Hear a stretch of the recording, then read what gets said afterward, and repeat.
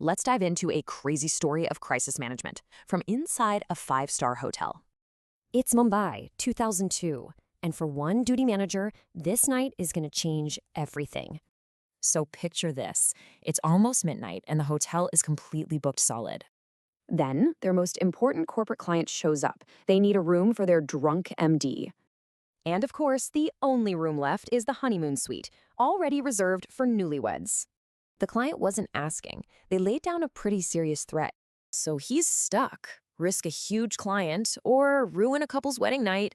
What do you do? He rolled the dice. The MD gets the suite, and he just hopes the couple is a no-show. Yeah, that gamble, it did not pay off. The real chaos was just getting started. Because at 1:30 in the morning, the wedding party arrives. And the groom's brother is livid, saying it's a bad omen if they don't get that room. He wasn't alone either. We're talking about 100 people flooding the lobby. But here's the crazy part. The manager actually saw this coming and had a plan. He literally built a fort behind the desk and had kitchen staff ready with cleavers. Things got ugly fast. The crowd started cursing and trying to jump the counter. Someone managed to call the police. But those next 10 minutes felt like an eternity. The police finally get things under control.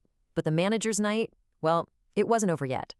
So now, let's talk about the morning after. The real test was just beginning.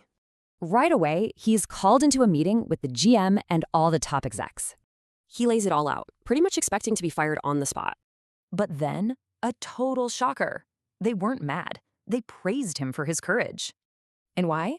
Because he protected his staff, and he kept their biggest client happy. That one insane night, it made him a legend among the staff and his peers. So it really makes you think, right? In a crisis, are some rules just meant to be broken?